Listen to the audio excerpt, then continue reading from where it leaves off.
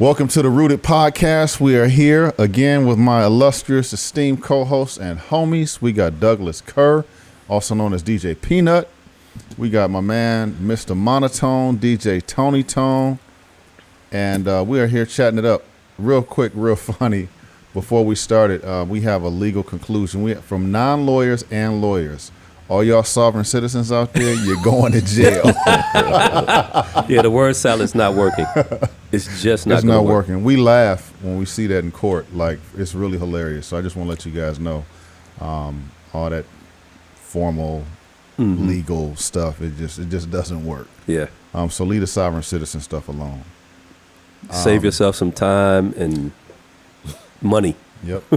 What happened in the last, I guess, few weeks in popular culture is a DJ known as Grimes. I don't know her full name. I just learned of her. But Grimes had an equipment malfunction at, I can't even say this with a straight Stop it. Echo. Oh, here we go. So there was an equipment malfunction at the major festival, Coachella. Was there? It's a big festival. That was my question, too. I think that's how she phrased it. One of the largest music festivals in the world. And apparently the CDJs weren't working properly, and she couldn't overcome the technical difficulty because I think she only knew one way of mixing, which would be by either the numbers, mixing by the numbers, the BPMs, or what have you. And she got on the microphone and pretty much talked about it. And it really blew up on the internet. I posted about it because for me, at the end of the day, it wasn't about equipment failing. That happens. I've had equipment fails back in the vinyl days. Surely one side's not working, a needle skipping. I mean, all time. That's not the point. But at the bottom of it, I can DJ anyway. So I think the audience will know there's an equipment failure, and once we get it fixed, we can begin to DJ again.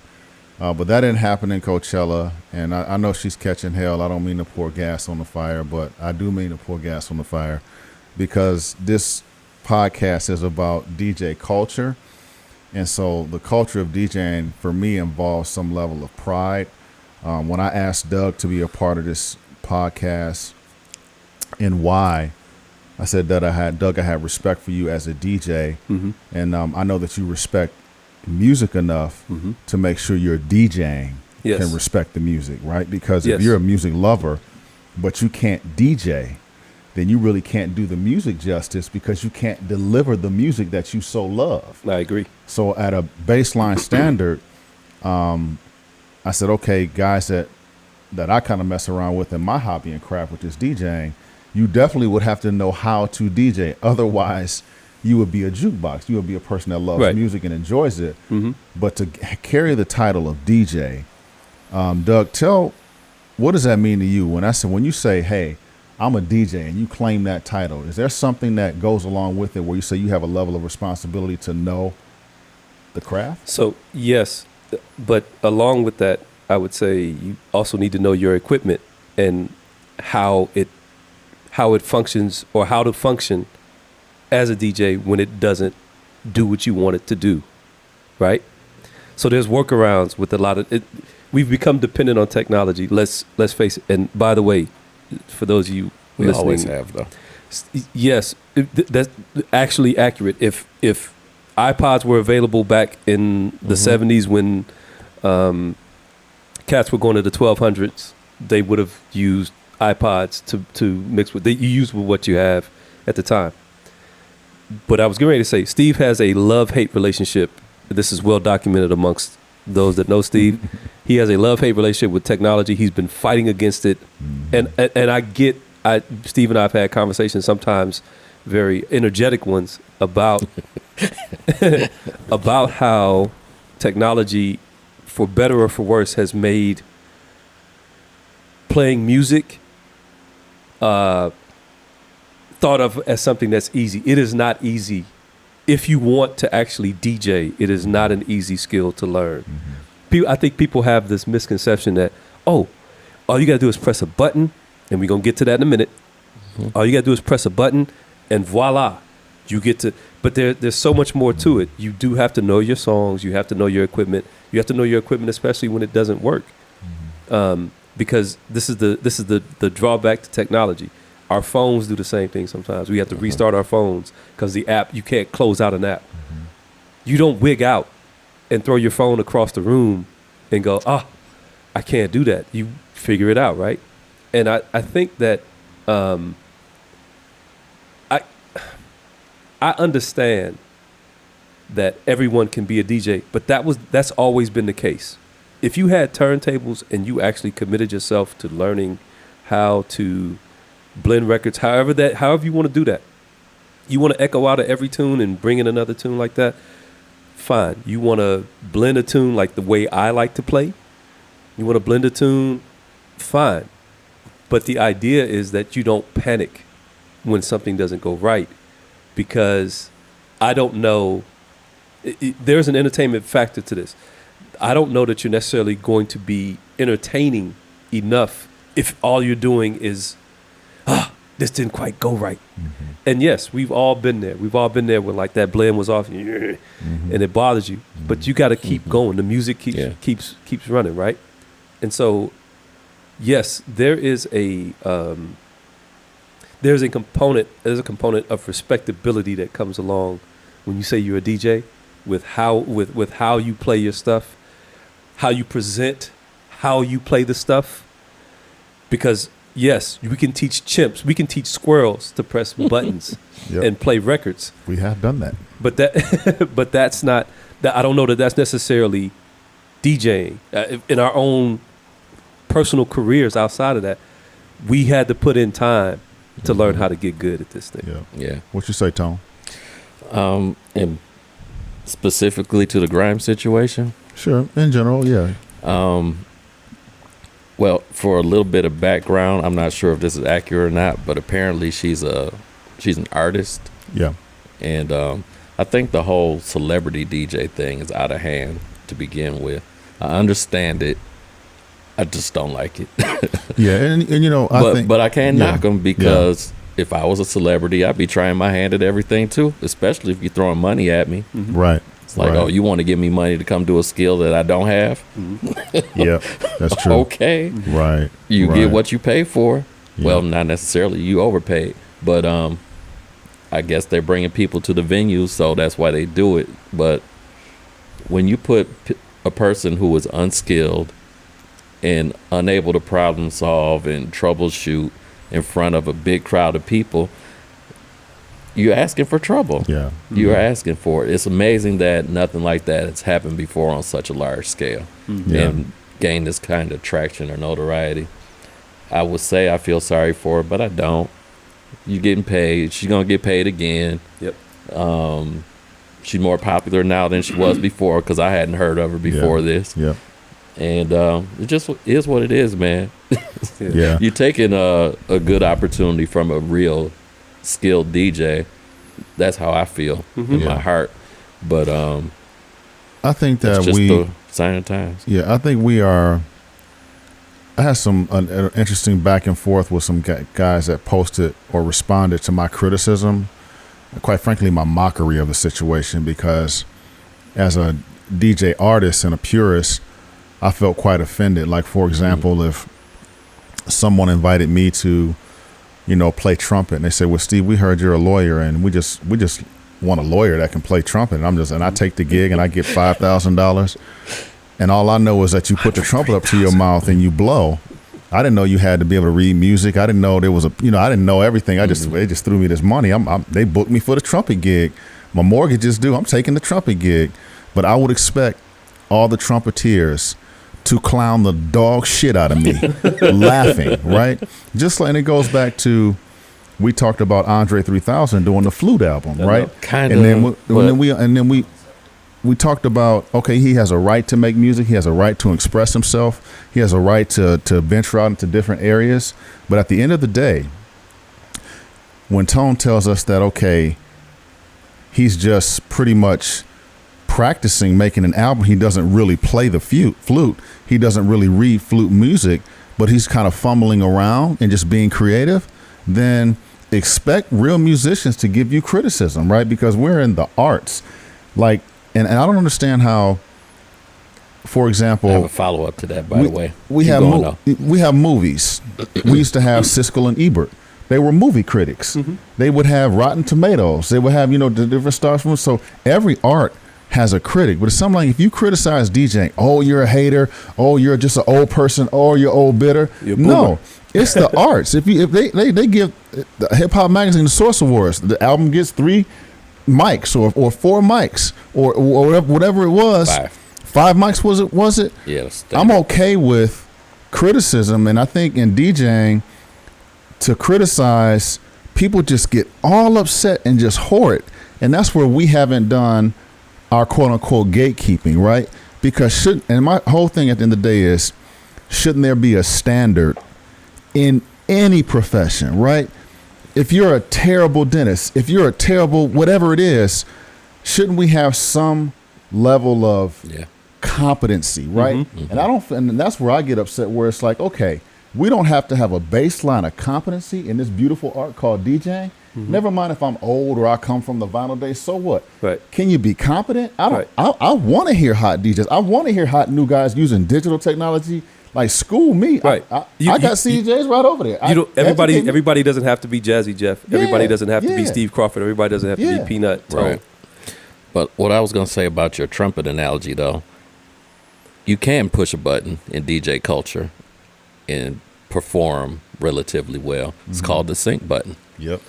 You put that sync button on, you can put records together. Yep. That's why that's part of your argument about technology being bad. That you can take somebody with minimal skill. You have to teach them a little bit, but that sync button can do wonders. Yeah. You can't do that on trumpet. Doug, what do you say about, I hate to get into I want to hear what he was. What were you going to say? Well, no, what I was going to say is the sync button works great with quantized music. Yeah, and that was going to be my next point about this Grimes thing. I'm willing to bet my paycheck that most of the music, if not all of the music that she was going to play, is quantized. All of it. For those of you that don't understand what quantized means, and very simply it means it is on beat forever. 1, 2, 3, 4, perfect timing. It'll repeat 1, 2, 3, 4 till the earth ends. Sync button works great with quantized music. However, when you start playing music with real instruments, real drummers, it's off. Trust me, I know. When I first started DJing, because I got into the game real late, I started out as an electronic or electric DJ, if you will. I played vinyl when I was a kid, but not in a DJ fashion. I use a sync button to find out what it should sound like as I was training myself how to play by ear, to sound like what it should, to get an idea about what it should sound like when the beats are matched. But what I found out, because I love Bad Luck by Harold Melvin and the Blue Notes. Hard to play. Whoever's playing that drums, it might be old boy Earl from the Tramps. He might be playing that 4 on the floor, but it ain't perfect. No, it's not. But to our ears, it's momentary. So we don't. It doesn't register that it's off unless you're listening to. There's this tune by Rufus where it sounds like somebody's playing with the pitch. I think it's Slow Screw Against the Wall. But anyway, it's off with a real live drummer. So that sync button, the first time you press it, it might sound for that first 2 or 3 beats that is perfect. But if you ain't got that song ready to blend, so this is why learning how to play by ear becomes important. And I wanted to say, I'm going to say a name here because I got to start putting some faces to it. And when the whole sync button debate came, a lot of criticism, a lot of people defending the sync button. Skip. It doesn't matter. Let people enjoy what they do. If you don't like the sync button, simply don't use it. But why all this debate? Why all this, adversarial conversation? And so I was listening to a panel of DJs that I respect, and Jazzy Jeff was on the panel. and he was highly defensive of the sync button, saying, if you don't want to use it, just don't use it. But who cares, right? You know, music is music. People are doing what they want to do, and it was a cosign of the sync button. Yeah. And as much as I love Jeff, it pissed me clean the fuck off. And here's why. Here's why. Yes, technology is cool. Yes, we ought to embrace technology. We shouldn't demonize people who use technology. But there is a price to pay for every convenience that you enjoy. There's always a price to pay. My dad would tell me, you can do whatever you want, but are you willing to pay the price, right? Mm-hmm.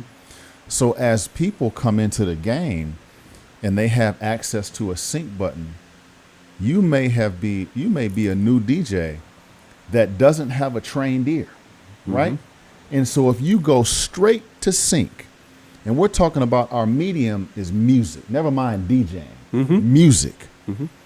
If you have not trained your ear, your human ear, it is a problem if your first go-to is a sync. Mm-hmm. I've been DJing almost as long as Jazzy Jeff. And so I have an opinion as well.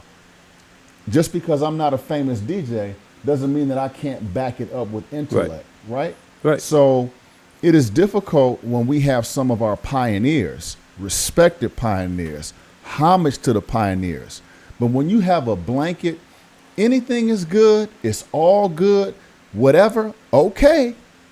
But when we get a Grimes incident, now somebody like me is going to tell you, here's the motherfucking price you going to pay for not having an ear. Right. Right? And I'm not saying get rid of the sync button. I've tried it out on my controller, and I'm like, wow, dang. It could free me up to do a lot of other stuff. It could free me up, right? I don't need that kind of freedom. Put the chains on me. If I free myself, if I say, you know what, I freed myself, I'm going to play all quantized music. I don't even need a pitch slider. I can just slowly get it on beat. Boom. Now maybe I can do a third mix on top of it. Now maybe I can dance. Now maybe I can do all this stuff. I can entertain. To me, that's not, and I know I'm talking on the mic a little bit. I'm going to shut up. But for me, that's not authentic, right? Mm-hmm. Because the skill base is you free yourself up with your skills. Back in the days when we had records, and we would get the mix locked in with records, we had this concept in our crew with Terrence Parker and my boy Andre. We called it the tuna casserole mix. The tuna casserole mix was this. If you locked your blend in so tight on these 1200s, because they were pretty accurate, mm-hmm. once you locked the blend in and you didn't have to tease the side, you didn't have to hold the record down, you didn't have to modulate the pitch. Mm-hmm. Once you locked it in and you could free your hands up, I remember Terrence did this mix, and he had locked the blend in, and the blend was so tight, he didn't have to touch it. Mm-hmm. So he turned around and started going in the crates. And we was like, oh, you showing off, motherfucker. You showing off that the blend is so tight. Yeah. And so my boy Dre that was always like, my favorite shit. My boy Dre was like, that's the tuna casserole mix. When your mixing is so tight, you can leave it. Don't touch the piss and go make a tuna casserole. We was like, oh, shit. So the next time we got together as a crew, we trying to do a tuna casserole. So I'm working so hard so I don't have to be moving the platter and doing all this. Mm-hmm. And I'm like, dang, that was a goal, to be able to mix so tight where I didn't have to keep touching stuff and manipulating stuff and holding on to the platter, you know? And so. But part of that I would say too is knowing the tune. Yeah, you have to know that tune inside, all the little nuances, where that bass is off here, whatever. Mm-hmm. Yeah. Because I watched the DJ, I think it was Andre Hatchett. Mm-hmm. It was amazing and he was playing on a rotary mixer, right? He did something similar. And we were all standing there like, oh, he knows the tune. Mm-hmm. He knows when that thing's going to dip or it's going to take off on him. Mm-hmm. And he's gotten past that point. Mm-hmm. And now he's just waiting to bring the other tune in. And I was like, oh, I got it. That's something that I want to try and get to as well. And Doug, it's a matter of when we're in the arts, for me, it's really deep. We're talking about, like, I love human beings. Like, I love Picasso because he could stroke a paintbrush a certain way. I don't want to know that he had an automatic stroker machine that could just stroke the damn thing and you couldn't tell the difference between. No, what makes it Picasso is that he can do that, right? I don't want an automatic piano playing machine. I want Stevie Wonder whose senses are heightened because he can't even see. And so now his ears are so finely tuned, he can't see his hands on the keyboard, right? And that humanity is important. Like, I want to see Michael Jackson's feet do the moonwalk. It's a physical action. And people forget, Theo Parrish used to say this, DJing is a physical art form. It's a physical medium. And what we're doing with technology is we're taking away your limbs, right? We're taking away your ear. We're taking away your hand. We're taking away physicality. And even to the point where, and I love how we have MP3s and WAV files now, but back in our day, it was a physical thing of pulling the record out, placing the record down, reading the record, flipping the liner notes, read who the producer was, read the label, and we like put the thing on the platter. It was cool. Now, I'm down for convenience. Nobody wants to lug 18,000 records around. Like, cool. Right. Now we have it in files. That's okay. But I noticed even when we started DJing with our MP3s and stuff, I did less reading and research because I just want to hear the heat. Hey, Doug, send me the heat. You got a folder with some tunes? Hey, send it to me. You got the Larry Levan folder? Send it to me. Boom. Right. You asked me, hey, Steve, did you hear the one tune that you were asking about? Right? I think I put it on that drive. Well, dang, Doug, I know it's on the drive. Let me go through the tunes. I know I got the drive. But if you would have said, Steve, right, you would have pulled out your crate and said, hey, Steve, here's that tune you was looking for. And you put it in my hand. Boom. And I put it. I'd be like, dang, Doug. Oh, thanks for the tune, dog. The weight of it. The weight of it. Even when you put me up on that the Gong Show lady tune, the Earth, Wind and Fire tune. Can't Hide Love. Yeah. Can't Find Love. Doug put me up on this tune. Morgan. The J.P. Morgan. When I ended up finding the record, it just stuck with me a little bit more. Right. And then you brought the thing over and I was able to see it. Right. Right? And then when you said J.P. Morgan from the Gong Show, I'm picturing the Gong Show. There's a visualization. So now in my mind, Gong Show, J.P. Morgan, Earth, Wind and Fire, the black label that it was on. Yeah. As opposed to if you would have said, Steve, I emailed you this track. It's invisible, bro. I see what you mean. It's invisible. I got it. Yeah. I don't want an AI. We're doing a podcast. I don't want AI Doug. Well, we got a hologram. And Doug ain't got to come over no more. We've advanced in technology. Steve, you too That's old. True. You want Doug to come over your crib and sit in your couch. Right. Yeah, I want him because I feel him. I hear him. Yeah. I see the hair on his arm. I see the red shirt. We about to physically walk over there and do a DJ set. Right. That shit is important to me. Like the human connection, like the smell, right?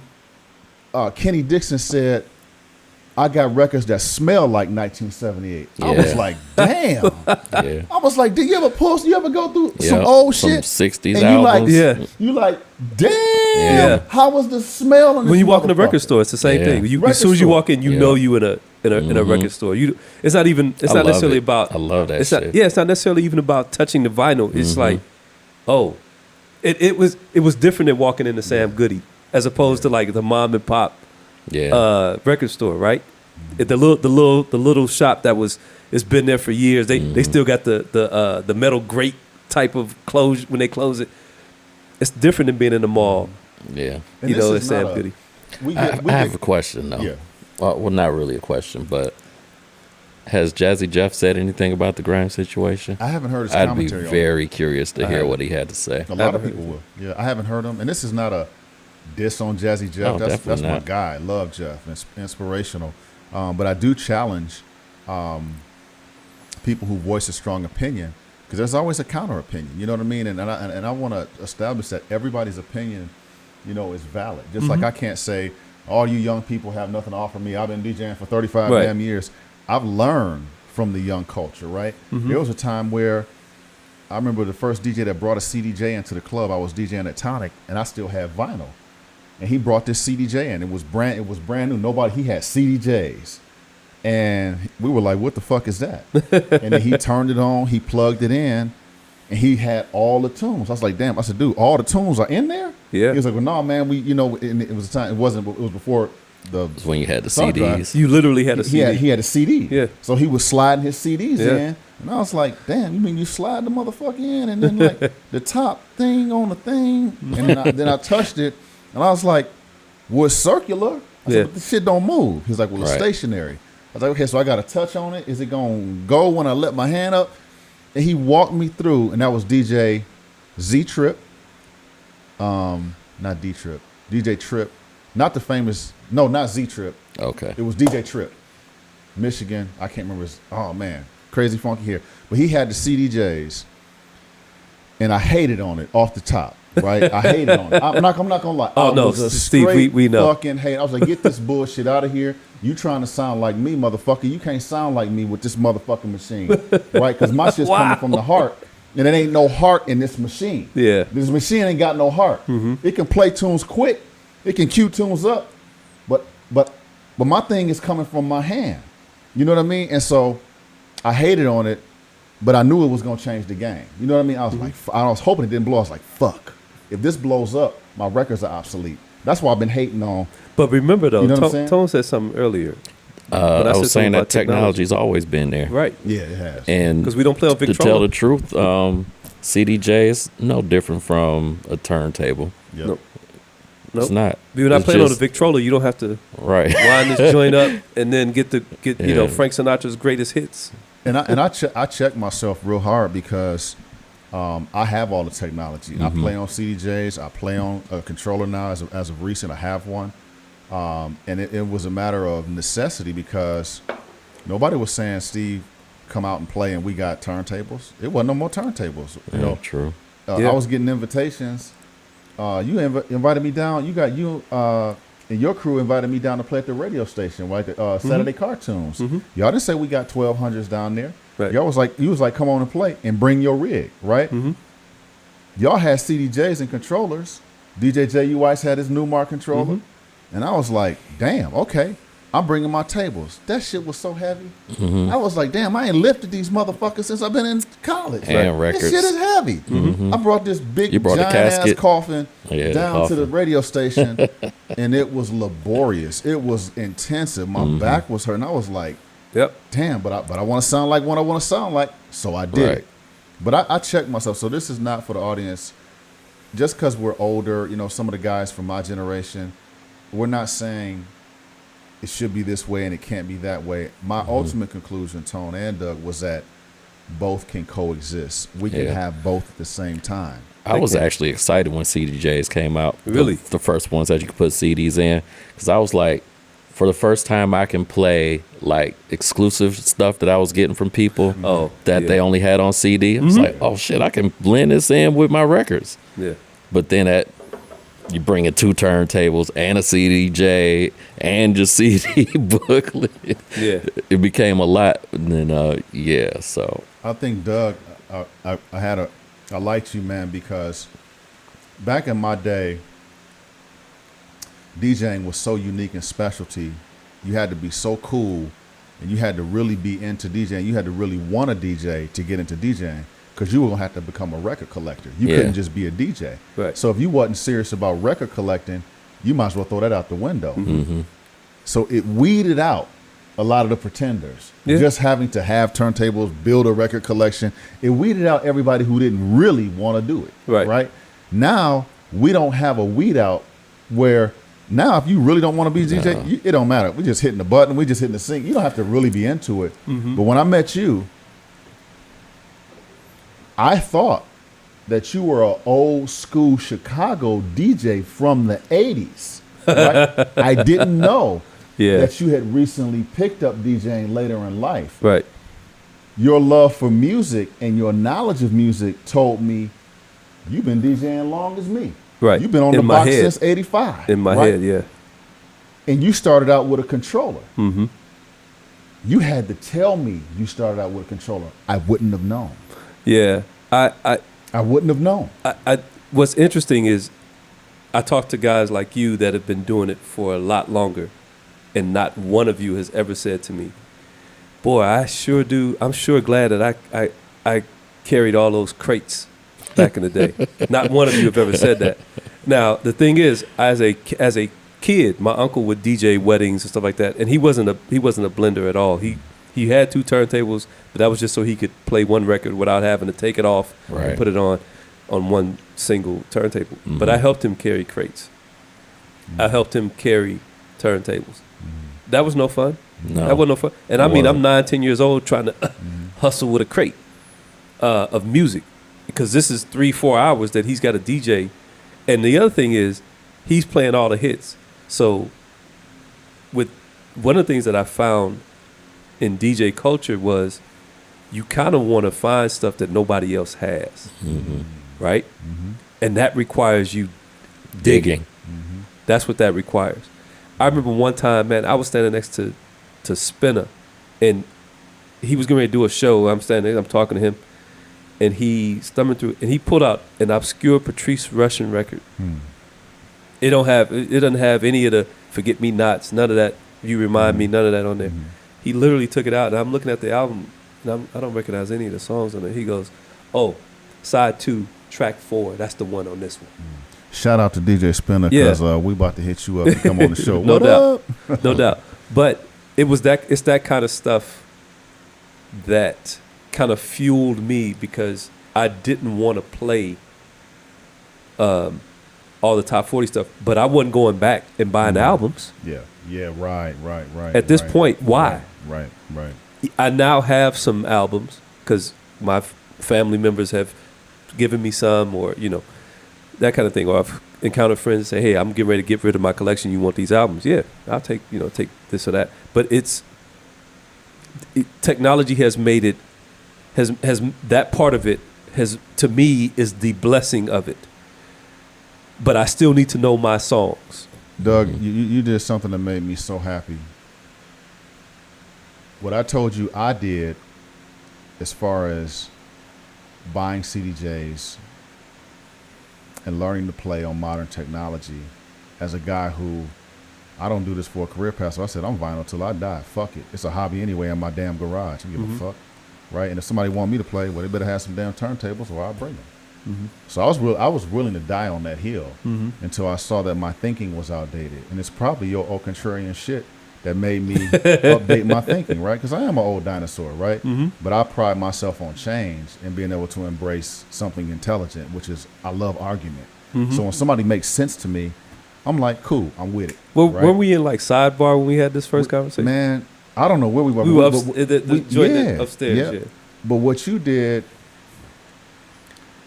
what I did with going to the digital world, I saw you do in reverse, and people rarely do it.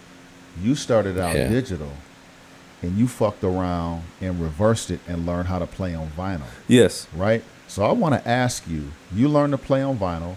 I recently played with you at Valley Bar, and I saw your confidence mixing this music. Not just some old quantized shit, Right. but some unquantized shit. For a dude who just recently taught himself to play vinyl, why in the fuck did you do that, since it's not necessary? Why? Because, so one of the things that one of my mentors, this cat named DeAnthony, that I met when I got here, one of the things that he impressed upon me was, well, there's a couple of things. One was, he was like, he said, I was looking at the numbers on the digital, on our computers, because we had Serato. And he said, I don't want to, how did he put it? He was like, he said, I don't want to match the numbers. I want to mix. That was the first thing. The second thing he said was, you need to learn, you need to be able to be adaptable on different mediums, because you may walk into a place and they only have, so his setup at his house, he had turntables with the analog discs, right? So you can go to Serato from his turntables. And he also had CDJ set up, which these took CDs and drives. So he said, you need to be able to learn, you need to be able to play on any kind of medium. So if something happens, you walk into a place and they say, hey man, we got turntables with Serato DJ on them. And you walked in expecting, I'm gonna be able to set up my laptop, I'm gonna be able to set up this and that. And they like, nah, get that drive out, put that in there, and if you want to play here, this is how you're gonna have to play. So I did that. The other thing was, the reason why I went back was because some of these records that I liked I liked them as a kid. So to have them in my possession, Yeah. and to be able to play them, and then practice blending, was like, okay, this is the thing. This is going to make me a better DJ. It's going to teach me how to control pitch. It's going to teach me it forces me to learn how a tune goes. Yeah. I really respect that, man, because you talked about it's gonna make me get better. And at the end of the day, I'm a DJ's DJ. I'm a cult DJ. I'm hardcore DJing till I die. And somebody talked to me on Facebook, and they said, "Well, Steve, why are you so competitive?" And they said, "Music is not a competition." And I said, "Bullshit." I said, "Bullshit, it's not." That's why back in the day we used to have That's a why radio we have show. charts. We have charts, right, to get to the number one slot. We have Grammys, who's the number one album. Yeah. We used to have on the radio, it was Prince versus Michael Jackson on the Mojo show, and you could call in and vote for who your favorite, thing was. And then White labels, even amongst DJs. amongst DJs. I got And something so you don't. You should always be trying to get better. I've heard a lot of DJs do shit that I can't do. I was like, damn, I can either be a hater or say, wow, that's really cool. Let me learn about that genre. Let me learn about that skill.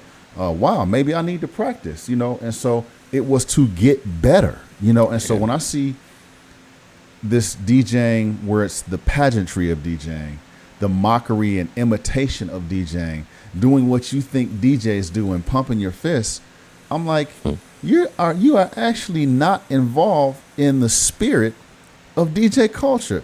And that's what pisses me off. It's not that I'm hating. It's not that I want your booking or want your gig and I don't think you have the right to be a DJ.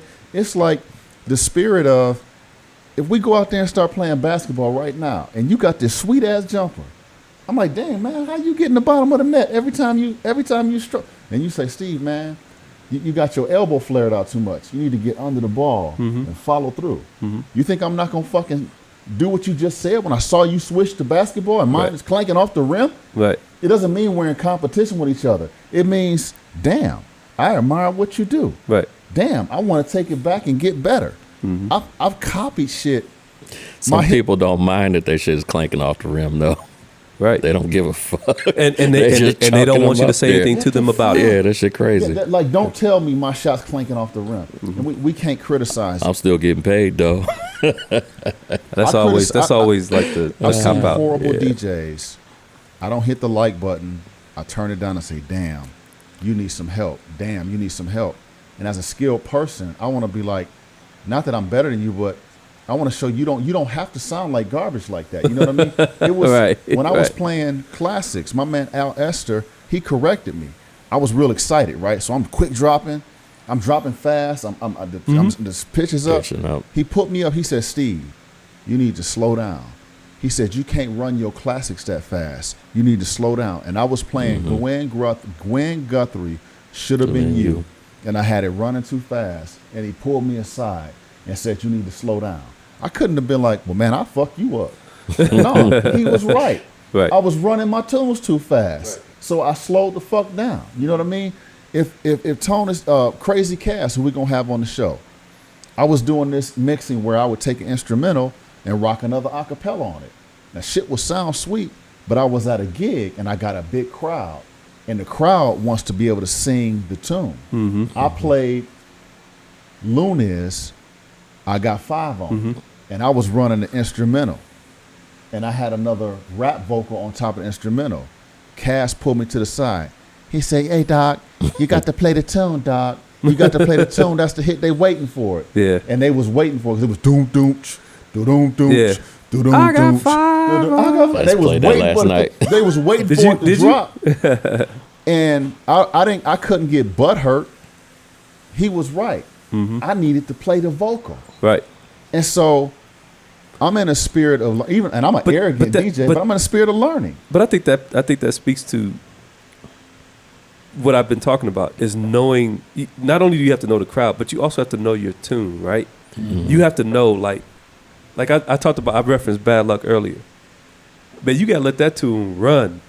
Yeah, you gotta let Teddy scream at everybody, and then during the breakdown, you gotta let that run. because you can't do one or the other necessarily. You can drop the vocals. Now we can do it with the stems and stuff like that. You can drop the vocals out periodically, but people want to hear Teddy screaming at them in that tune in particular, right? So it does require you to know what you're playing to a high degree in order to maximize the effect that you're trying to give to folks. But you can't do that if all you listen to is everything is quantized and everything is just what you like to hear, the way you like to hear it.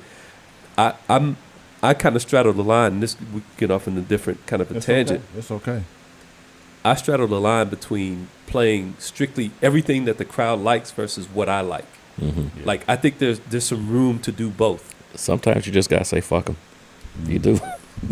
Hey Tone, let me speak on it. The last I did a set last night, 4-hour set, and I had some people visiting, Steve and his wife,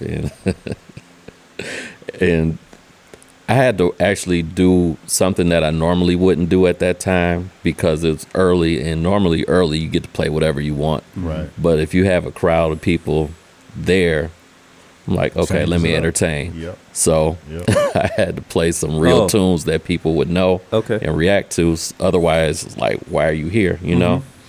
So. And Tone, man, I got to tell you, so it's three of us sitting at the table. Now, I'm a DJ, so you could have gone there with me, but you had a few other people who are not DJs, right? And you were cognizant of that. So when you went into your little 80s set and you played Lisa Code Jam, Wonder If I Take You Home, the ladies at the table were like, oh, that's Lisa Code Jam, da-da-da. And so even though you only got a crowd of 3, right? Well, the 3 that I was paying attention to. That you were paying attention to, it mattered what you were playing. And I'm thinking, and I'm at the table just drinking, but I'm at the table DJing. I'm like, he can't play for me right now because he got 2 people that need to hear something, or it was like a couple of people sitting on the side. We don't matter. If I'm coming, he might play something I ain't heard before, so I'm cool. And it was cool, and that's what I don't want us to lose with this new generation and with technology, like caring about what's being put out there, caring about accuracy, caring about the human touch. If it was about technology, then why don't we all quit? Because where we can get to is we can have an AI machine. You can have a program. We all need to quit. If technology, if the most advanced technology is the goal, then we all are about to stop DJing because a machine can do this shit. Oh, it's you know it's a machine can do this. Self checkout, right? It's self checkout. It is. You know what I mean? So people are taking me wrong as I'm hating on people and humans. I'm hating on the machines. I'm battling the machines. I'm trying to tell you that we're better. You know what I mean? I'm trying to tell you that when Rod Stewart is singing the way he sings, I don't want an AI Rod Stewart. I want Rod Stewart with his lips. Oh, you talking about Mick Jagger? Mick Jagger. When I'm thinking of Mick Jagger, that's a human experience. Don't do that again. I'm trying to do the Mick Jagger. But y'all know the Mick Jagger walk. I can't do it. I know. Yeah, we know. You know the walk. We gonna let Mick do that. I'm a fan. I'm a big fan of human talent. Right. So going back to Jazzy Jeff's famous routine, Peter Piper, and his doubles, and the transforming, that's a Jazzy Jeff signature move, signature record. I want to hear Jazzy Jeff do that. By the time you tell me it's a scratch feature in the controller, it's a transformer feature in the controller, it's a Jazzy Jeff button, right? Or we got a Mel Star button. Or we got a Qbert button. What are we getting to? We're going to have a fucking button that can give me the Jazzy Jeff transform? No. It's like presets in the keyboard. You got to be able to work your skill level up to deliver that. I don't want to hear a fucking scratch button. Don't tell me that's teaching people how to scratch. It's teaching people how not to learn. And toil, right? Because we don't want to toil no more. So, so Tone, you're right. It's a preset, but that's not going to give you the same. That's not going to give you the same feel. Should I get started? Because Go Swiss ahead. Beats made a career out of taking presets and making tunes out of them. Yeah, no doubt. But you know what? I Pardon look me. at stuff I produce and make tunes. They have now where you can hit a note on the keypad, and it's a chord, right? Well, you got to be able to play a chord. A chord is 3, right? Three notes, right? If you can't play a chord, and let's say you're finger pecking because you don't play piano, now you don't need to have to play with 2 hands. You don't need to have to find the whole chord. You can hit one button and it's got the whole fucking chord. Then you make a patch of fucking chords. That's cool. You can make music like that. You can put together and you can be an arranger. Now you're an arranger. But don't think you motherfucking playing like you Prince or you Stevie Wonder, motherfucker. You can't play. You have not produced and written music. That's a slippery slope. You've not written. Because you haven't. they have machines that are arpeggiators. Yep. Like all of that. Giorgio Moroder, his whole career is based off of that. Like It's based off of what? arpeggiators. It's it plays. Okay,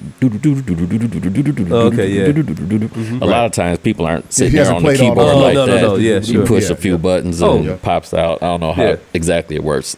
Forgive me if I'm being offensive to anybody, but yeah, it's hard to say that the technology doesn't come into play and make things better because does. drum machines, you I don't was have to be getting able ready to to play drums to program a drum machine, and you can make some of the best music ever. 777-9311. Yes, But do not which a tell lot of me- people thought was a drum, Yeah.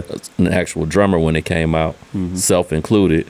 And so a lot of people have been practicing trying to play that beat, and it's damn near impossible. What's Earl from the Tramps, the drummer? Earl, I forget his last Curitan, I think. No, name. No, that's that's for not the cute. Pistons, bro. That's Alright. Earl Yeah. Curitan. You said Curitan. I did. He played for the I Detroit thought Pistons. I want to in the say 80s. You know Thomas, me. but I don't Earl, think that that's Earl right. Monroe, Earl. No. At any rate, Earl, That's we Earl giving you Pearl. love.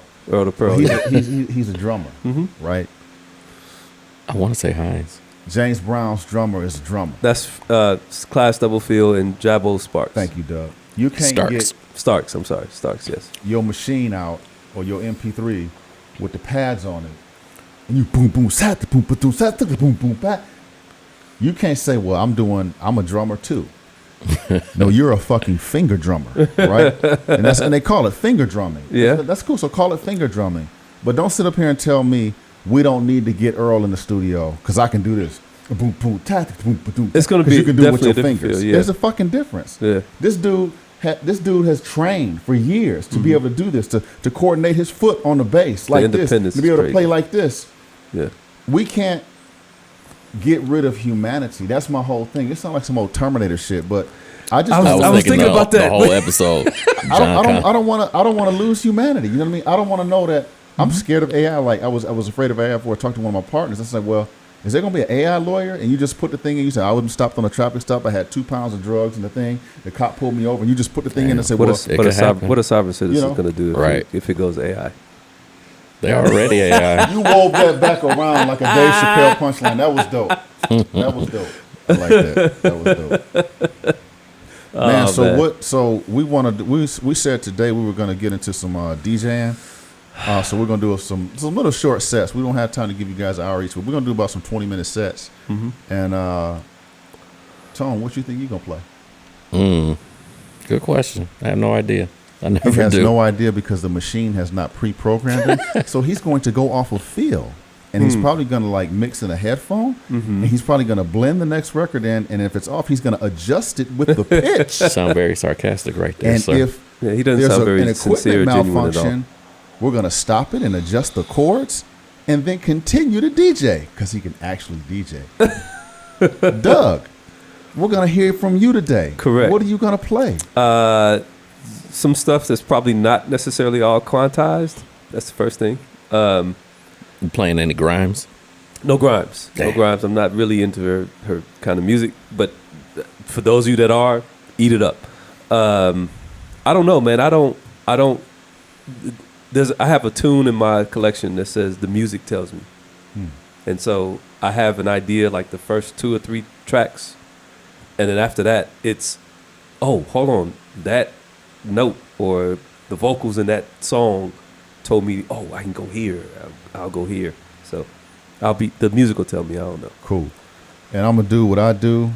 And lastly, this is not a referendum on Grimes. It's not. This is just what the Grimes event brought about. And I think conversation is always great, intelligent conversation. And the good thing is that I didn't know Grimes before this incident, but I am going to research and see if she's made some hot tunes as an artist. And if she's made some hot tunes, I discovered her through off blends or inability to perform caused me to take a look at you. And if you got a hot tune, I'm a DJ. I'm going to buy the tune. I'm going to download the tune and be dropping the hot Grimes. And man, it was horrible, but I put the acapella on and I got the Grimes acapella running under my disco tune. I'm totally not a hater, but you do. Totally. I'm not a hater, but you do have to bring competence to whatever you're doing. We have to have a baseline standard of competence. Can we agree on that, fellas? Yes. Yeah. The love-hate relationship with Steve is still palpable, as you can see in this episode. His mic is hot. I'm just me. I got my limitations and my greatness as well. All right, fellas. Thanks a lot. We'll see you guys on the tables. Catch you next time.